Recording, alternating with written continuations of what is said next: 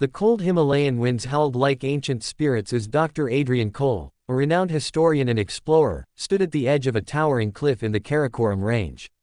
Before him stretched an endless ocean of jagged peaks, veiled in mist and mystery. Somewhere, hidden beyond these colossal mountains, lay a secret whispered through millennia, the lost city of Shambhala. For centuries, Shambhala had existed in myth and legend. Described in Buddhist scriptures as a hidden paradise, untouched by time, guarded by enlightened beings, and said to hold knowledge that could change the fate of mankind. Many believed it was nothing more than a spiritual metaphor.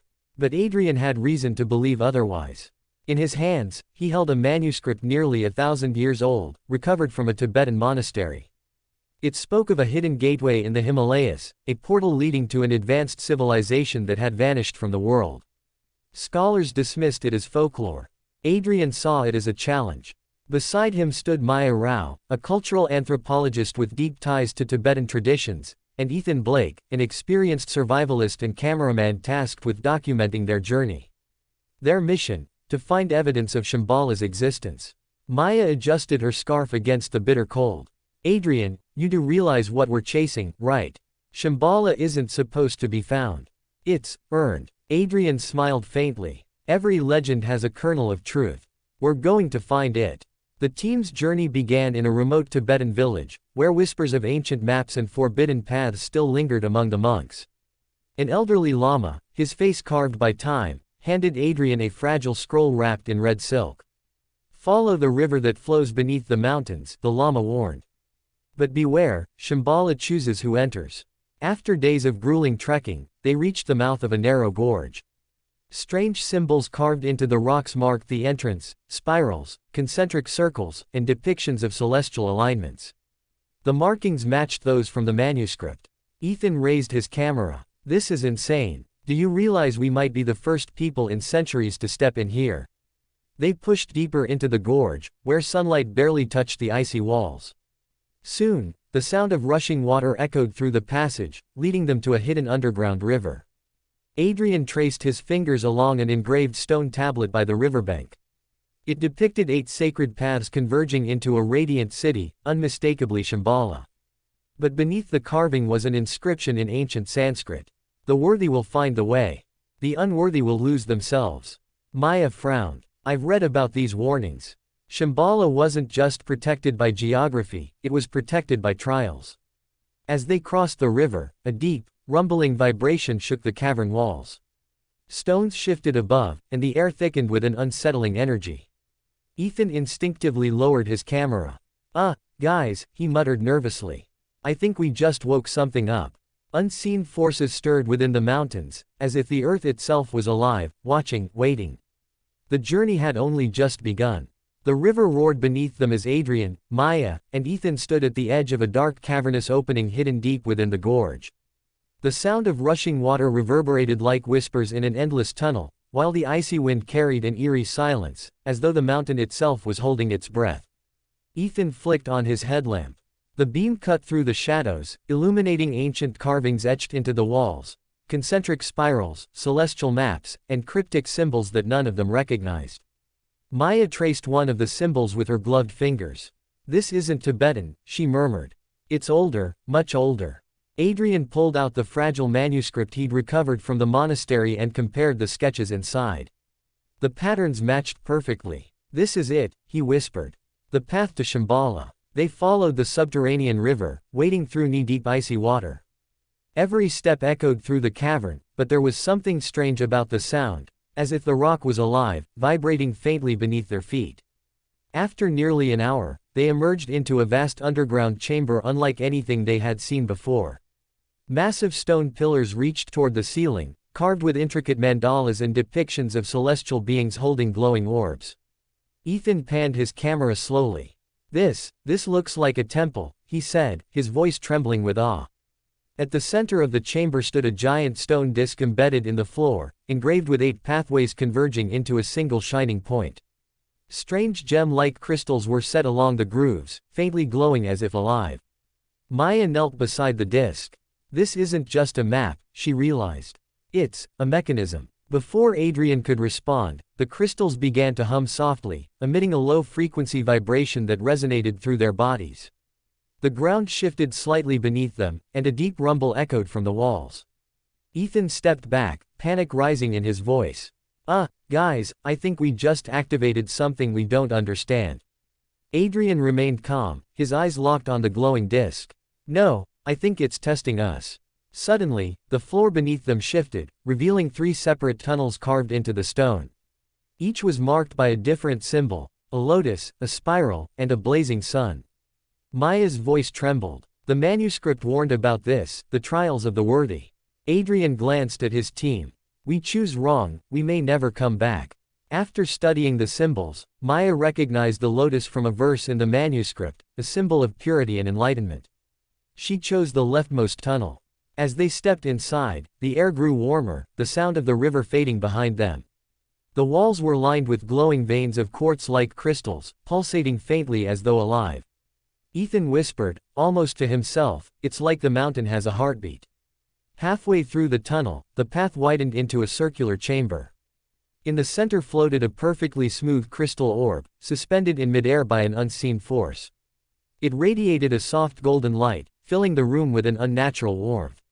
Adrian approached cautiously, reaching out his hand. As his fingers neared the orb, a deep voice echoed through the chamber, not in sound, but inside their minds. "Only those in harmony may proceed." Instantly, the walls shimmered, and the 3 of them were surrounded by visions, fleeting images of great cities, ancient monks, cosmic alignments, and finally, a radiant city of gold hidden within the mountains. Maya gasped. "That was Shambhala, I saw it." But before they could recover, the chamber began to tremble violently. The orb's glow intensified until it burst into a blinding flash of light. When their vision returned, they were standing in a completely different tunnel, one they hadn't entered. The air was warmer, almost humid. Strange bioluminescent plants clung to the walls, their soft blue light illuminating an alien ecosystem deep beneath the earth. Ethan muttered under his breath, This isn't natural." Maya shook her head. "No, this is designed. Someone, or something, built this place." They pressed forward, following a faint golden light ahead. The path led to a massive stone gate, sealed shut, with 4 intricate locks carved into its surface. At the center, an inscription in ancient Sanskrit read, "Beyond this threshold lies the city of light. But only the awakened shall enter." Adrian exhaled slowly, gripping the manuscript tighter. "We're close, closer than anyone has ever been." But behind them, from the depths of the tunnels, a low, guttural growl echoed. Something ancient had awakened, and it was not happy about their presence. The hunters had become the hunted. The silence inside the massive cavern was shattered by a low, rumbling growl reverberating through the stone walls. Adrian, Maya, and Ethan froze, their breaths quick and shallow. The faint golden glow from the distant crystals painted eerie shadows on the ancient carvings around them. Ethan switched off his camera light instinctively, plunging them into near darkness. "Tell me," he whispered, "that was just the wind." But Maya shook her head slowly, her expression tense. "No, that was alive." From the depths of the tunnels behind them came the faint scrape of claws against stone, followed by another guttural snarl. Adrian glanced at the sealed stone gate ahead of them, covered in intricate locks and inscriptions. If they didn't figure out the mechanism quickly, they wouldn't survive long enough to see what lay beyond it. He stepped closer to the manuscript, flipping through brittle pages until his fingers landed on an illustration matching the markings on the gate. "It's a puzzle," he murmured. 4 locks, 4 trials. If we fail even one, the gate will never open." Maya frowned. 4 trials? You mean we have to earn our way in?" Adrian nodded. "Exactly. And whatever's behind us, it's here to make sure only the worthy enter." The growls grew louder, now accompanied by strange echoes, almost like whispers. Ethan aimed his camera toward the darkness, but saw nothing except shifting shadows. The sound was unnatural, almost inhuman. "Whatever's guarding this place," Maya said softly, "it's been here for centuries." Adrian traced the first symbol on the gate, a spiraling lotus blooming into 12 petals. As his fingers touched it, the ground beneath them vibrated, and a hidden compartment in the floor opened, revealing a descending staircase carved directly into the bedrock. Without another word, Adrian led the way down. The stairway spiraled deep into the mountain, lit faintly by glowing veins of crystal embedded in the stone. When they reached the bottom, they stepped into a massive circular chamber filled with water, perfectly still and reflective as glass. Above, a narrow shaft in the ceiling revealed a sliver of starlight, even this deep underground. At the center of the water stood a pedestal holding a small, radiant sphere, its soft golden glow illuminating the chamber. "This must be the first trial," Adrian whispered. Maya read the inscription carved into the stone nearby. "Only those who carry balance within shall walk across the waters."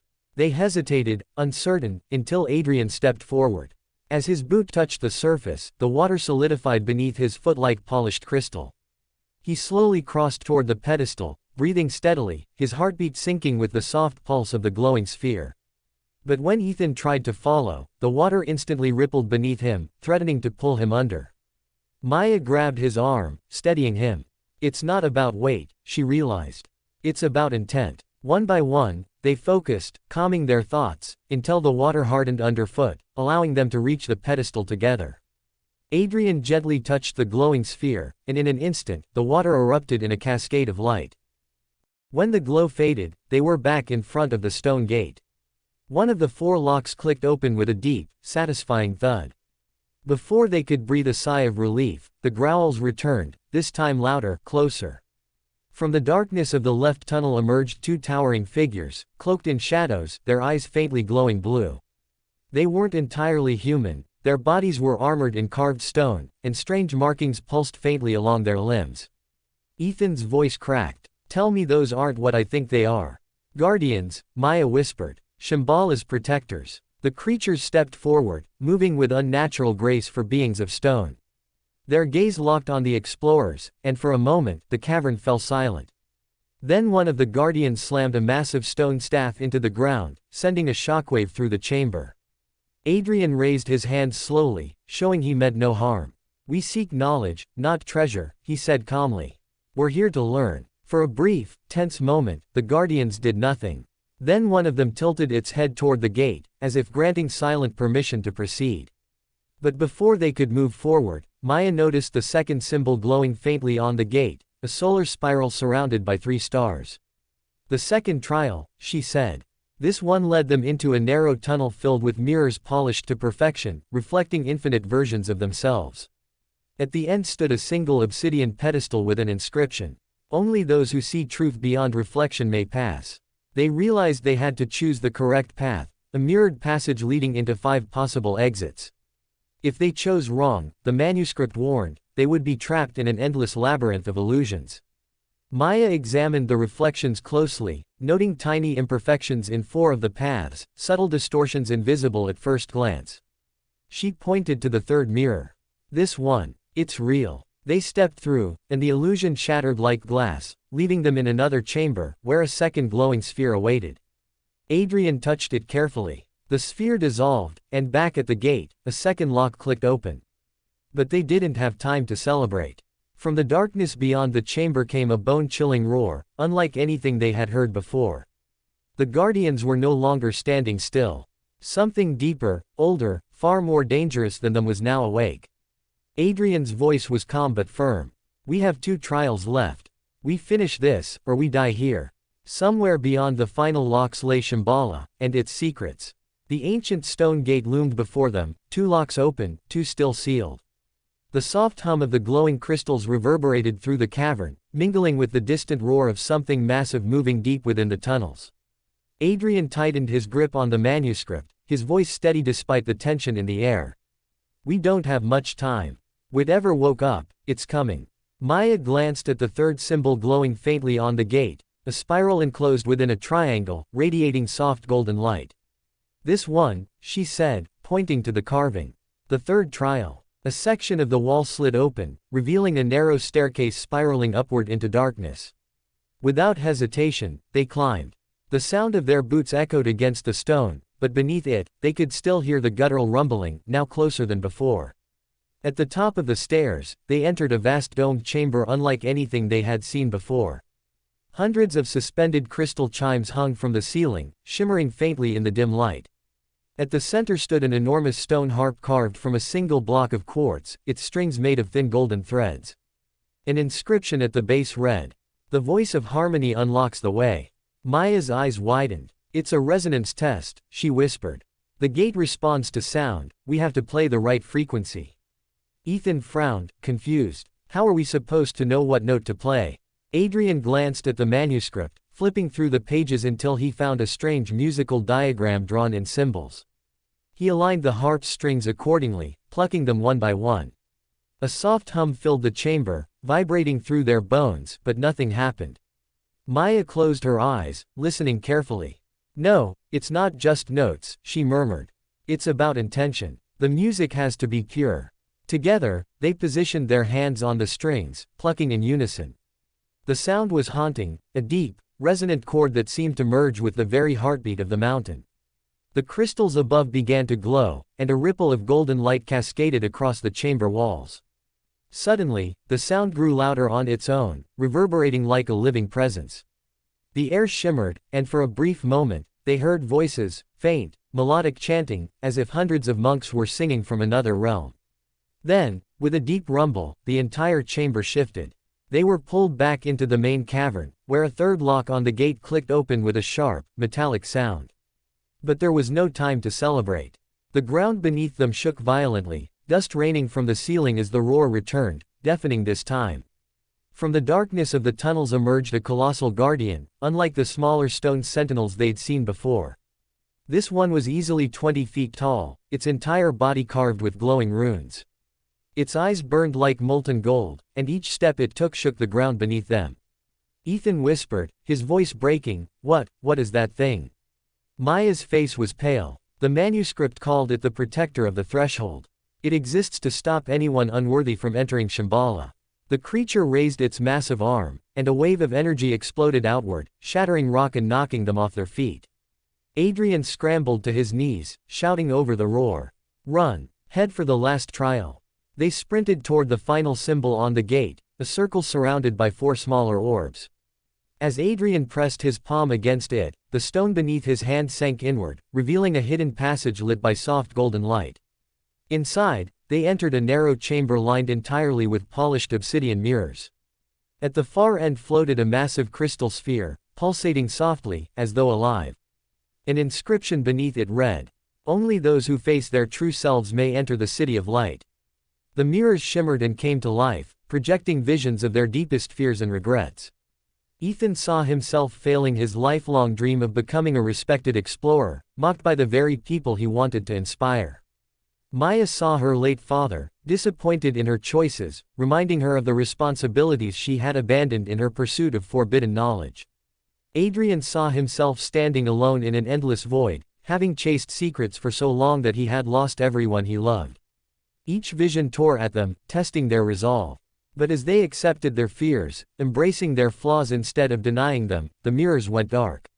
The crystal sphere began to glow brighter, filling the chamber with a soft, radiant light. The obsidian walls dissolved around them, and they were pulled back into the main cavern. The 4th and final lock clicked open. The gate trembled, then slowly, with a grinding roar, it began to part. A blinding light poured from beyond the gate, forcing them to shield their eyes. When the brightness faded, they stepped forward, and froze. Before them stretched an impossible city, carved into the heart of the mountain itself. Towering crystal spires reached toward an artificial sky, lit by a massive glowing orb suspended above, radiating eternal light. Rivers of liquid gold wove through the streets, powering intricate mechanisms and floating platforms. Strange, luminous beings walked gracefully across stone bridges, their robes shimmering like starlight. They moved in silence, yet the air was filled with a soft, harmonic resonance that seemed to speak directly to the soul. Maya whispered, barely audible, we found it.